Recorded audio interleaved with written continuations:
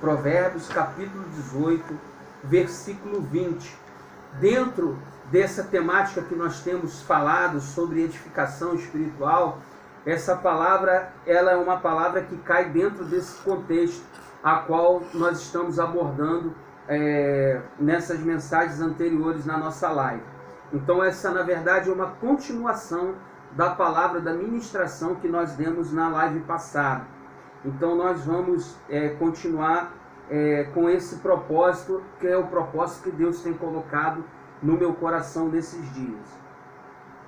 Provérbios capítulo 18, versículo 20, diz assim: do fruto da boca de cada um se fartará o seu ventre, dos renovos dos seus lábios se fartará. A morte e a vida estão no poder da língua, e aquele que ama comerá do seu fruto. Então, esse é o livro de Provérbios, né? Provérbios capítulo 18, Provérbios foi escrito pelo rei Salomão, e o livro de Provérbios tem como objetivo falar sobre a praticidade da vida, sobre as questões, né, que envolvem o ser humano na sua caminhada nesse mundo. Então é um livro muito prático, porque ele nos ensina a instrumentalizar a palavra de Deus, a colocar a palavra de Deus em prática na nossa vida cotidiana. E Salomão ele está nos admoestando aqui em relação ao poder da nossa palavra, ao poder daquilo que nós falamos, de tudo aquilo que sai da nossa boca. Lembrando que Jesus fala que tudo aquilo que sai da nossa boca, nós daremos conta a Deus. E Salomão está dizendo que o seguinte, que o poder da vida e da morte estão no poder da língua. E eu me lembro, numa passagem do Evangelho, que Jesus ele passa por uma figueira estéril, e essa figueira não estava produzindo frutos, e Jesus amaldiçoou essa figueira. Ao retornar com os discípulos, essa figueira ela se encontra morta. Jesus estava ensinando ali o poder da palavra. A palavra ela tem poder, a palavra ela tem um peso. E nós que temos o entendimento das coisas espirituais, porque Paulo diz que nós temos a mente de Cristo, então discernimos as coisas naturais e as coisas espirituais. E entendemos que as nossas palavras elas têm peso. E a nossa palavra, como diz o apóstolo São Tiago, no Evangelho de Tiago, capítulo 3, no capítulo 2 também, ele diz que a nossa palavra ela é uma fonte. E que essa fonte não pode jorrar água doce e água amarga. Não pode uma fonte jorrar dois tipos de água. E muitas vezes, irmãos, quando a gente aprende sobre batalha espiritual, quando a gente aprende sobre base legal, sobre legalidade, a gente entende que muita coisa que acontece na nossa vida está intimamente ligado àquilo que nós falamos, a palavra que nós liberamos. Porque uma palavra dura, ela fere uma pessoa. Uma palavra dura pode criar sequelas profundas no coração da pessoa. Porque a palavra, como diz ele aqui, ela tanto pode dar vida quanto matar. Você pode matar uma pessoa através de uma palavra. Você pode matar o futuro de uma pessoa através de uma palavra. Por isso que a gente sempre admoesta em relação ao trato dos pais com os filhos, em relação às palavras. Porque as palavras, elas podem trazer sequelas profundas, podem criar feridas profundas na alma. E quando se utilizamos dessa forma, dessa palavra, ela gera morte, ela não gera vida. Então o texto ele fala exatamente sobre isso, a forma que nós utilizamos das nossas palavras. Isso é uma coisa muito poderosa. Eu me lembro, citando um texto do Antigo Testamento, que o povo, né, no Êxodo, ele começou a reclamar, ele começou a murmurar em relação ao fato de estar há muito tempo peregrinando no deserto. E com isso, esse tipo de ação trouxe uma consequência nefasta sobre eles, porque mandou-se serpentes no arraial dos judeus, e as serpentes mordiam as pessoas que murmuravam, as pessoas que reclamavam, e essas pessoas estavam morrendo por causa da murmuração e por causa da reclamação. E no Novo Testamento, né, fazendo uma contextualização para a graça de Deus, para o Novo Testamento, Paulo faz menção disso em 1 Coríntios capítulo 10, dizendo que o murmurador perece na mão do destruidor. Aquela pessoa que reclama, que vive murmurando, que vive espraguejando, que vive proclamando palavras, né, de destruição, palavras de amargura, palavras de ódio, palavras de rancor. Essas pessoas, o texto diz em Coríntios 10 que elas perecerão na mão do destruidor. Então, as nossas palavras, elas têm que ser palavras ponderadas. Nós temos que pensar antes de falar. Foi isso que Jesus falou, nos ensinou, que a nossa palavra, ela deve ser sim, sim e não, não. A nossa palavra tem que ser uma palavra ponderada.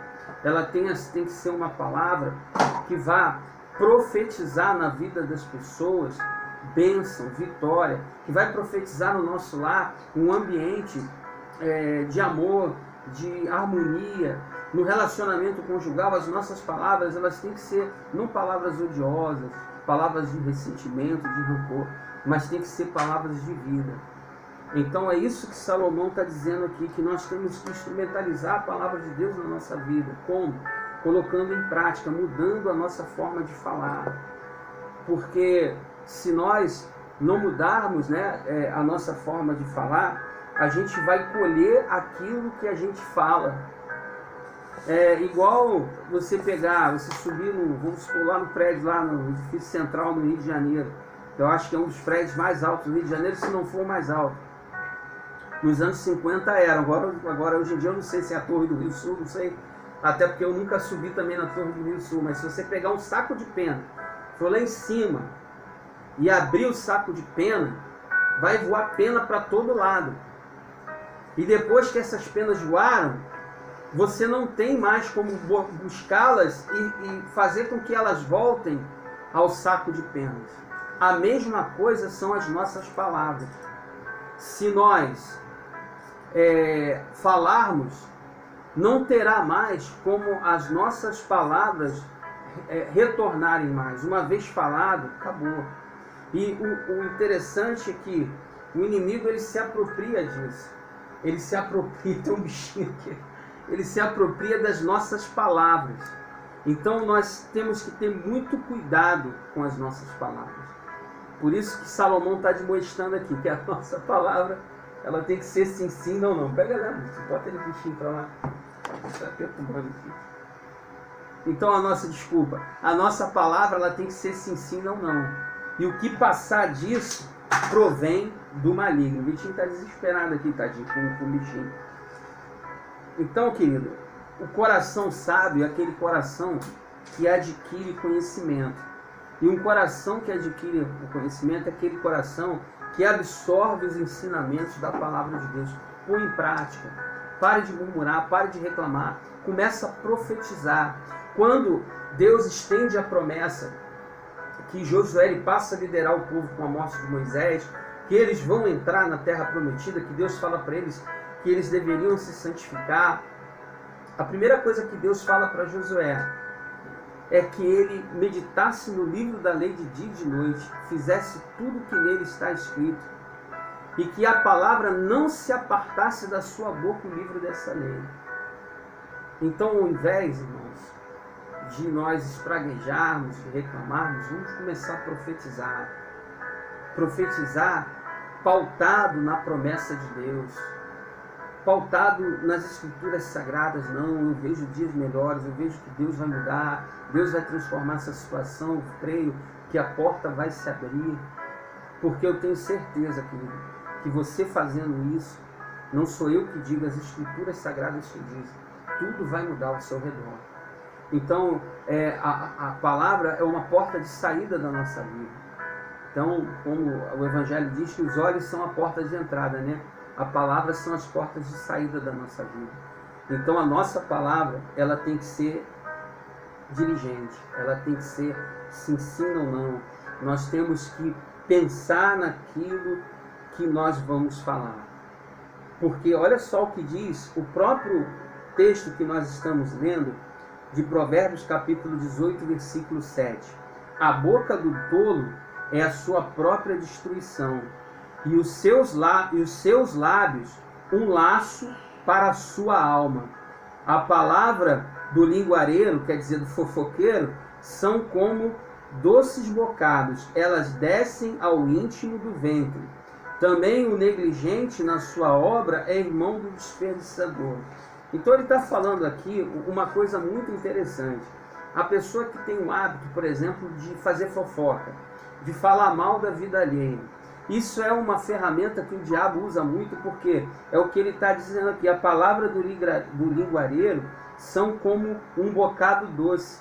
Porque o fofoqueiro, né? Isso eu estou falando porque a minha ideia é que você instrumentalize a palavra de Deus na sua vida, que você coloque em prática, que você tenha mudança na sua vida, e eu creio que ela vai gerar essa mudança, né? Não estou dizendo que você é isso ou aquilo, eu só estou trazendo um ensinamento da palavra de Deus, até para você poder orientar pessoas que você ama, que você quer o melhor, que você quer ver o bem dessas pessoas, que te dá a pessoa que fala mal da outra, o orgulho, ele é terrível, ele gera uma sensação de como se você tivesse controle sobre a vida daquela pessoa.